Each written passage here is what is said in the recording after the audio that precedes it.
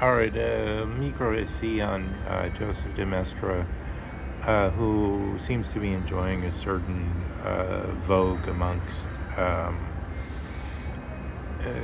certain kind of philosophically minded Trump supporters. Um, let me say something about this. The general theoretical sort of outlines is that Locke has said there's no imprinting of the moral law onto the human being, and I believe so. Even though Locke didn't cover this, it seems to me the principle of that should be included to totally rule out the Steven Pinker type of way of thinking about the blank slate. Um, uh, what Locke is thinking is so it doesn't matter if one says there's a certain moral habitus through that's come in through evolution. That's not what Locke's. In other words, Locke is ruling out. Um,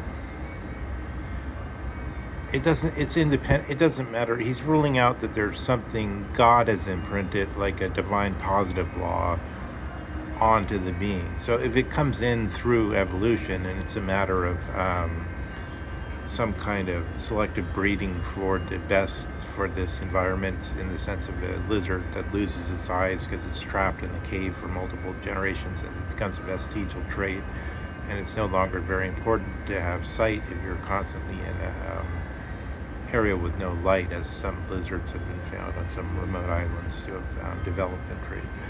But I mean, if morality is something like that, that's not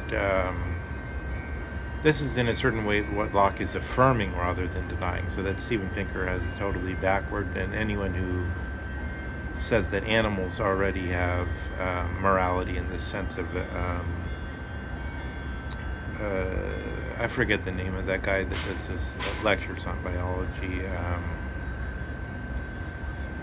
and especially about animal groups. Um, but there's some prominent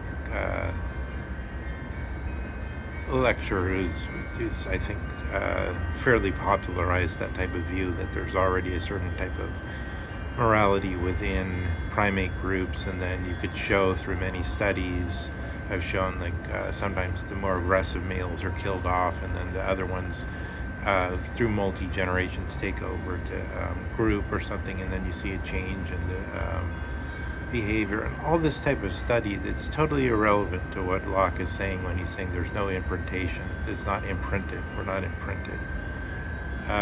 This is the Joseph de Maistre claim, in a certain sense, that there is the imprinting. There is the imprinting, and it's sort of a divine positive law. It's not actually the natural law. It's a divine positive law.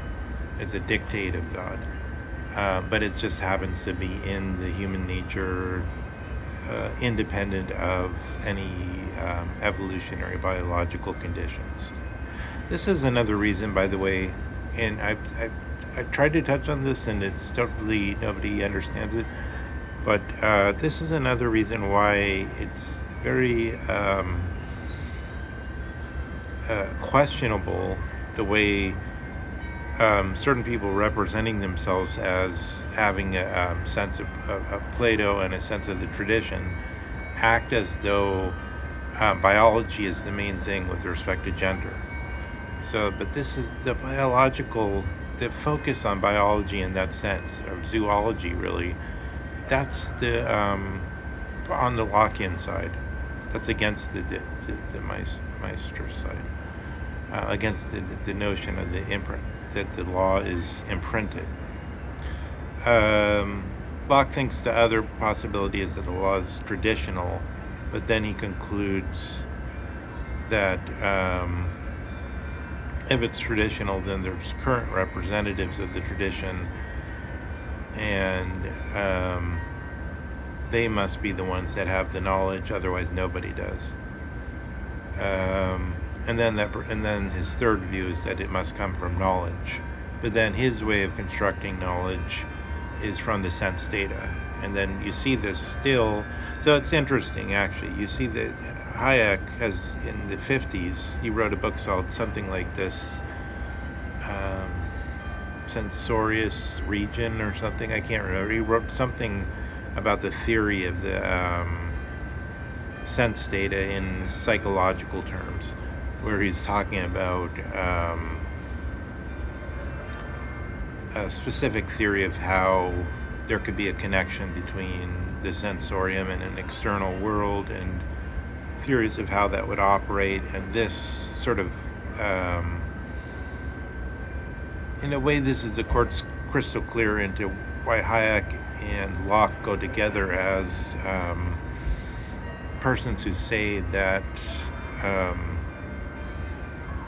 the moral thing or the law is not imprinted, it's not divine positive law, it's something that comes out of the evolutionary and out of the sort of biologically understood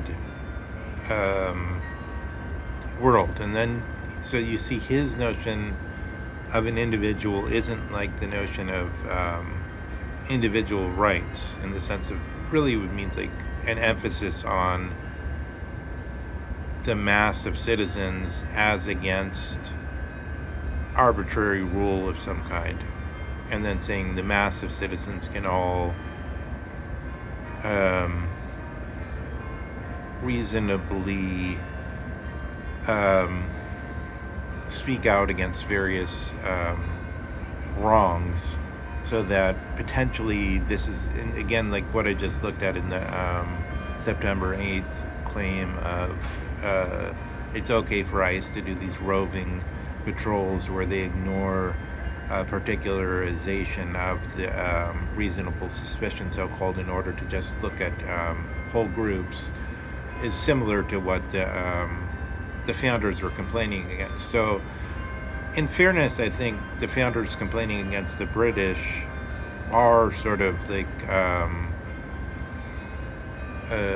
I mean, they actually were doing an insurrection and it was successful. So, I mean, is that law actually wrong, that the British should say the only way we can be effective in a circumstance where there's a real insurrection happening is if we do these generalized, still reasonable but violating in a certain sense some rights, as Kavanaugh has come out and said, in a sort of, I think the way Kavanaugh stated it was clumsy, and he should have qualified it and made the case more clear.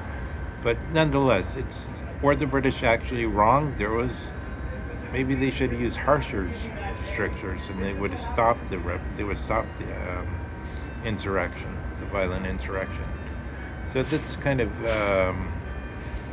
I think there's two sides to that argument.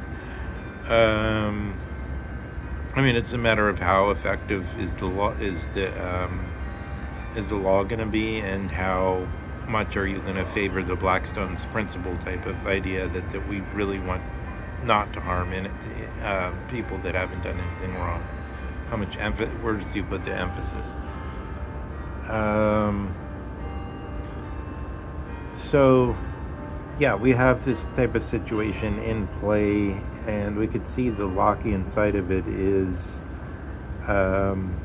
it's becoming contrasted with this other side, but the other side, we should be very suspect of it because it's not well developed in what it's actually claiming. It's acting as though we were still at a time when you could take it for granted that there was, say, a Catholic Church telling you what it meant that there was an imprintation of the divine positive law. There isn't such a authority so much. So that the Maistre claim, it's very weird because the Maistre himself says, okay, religion is over.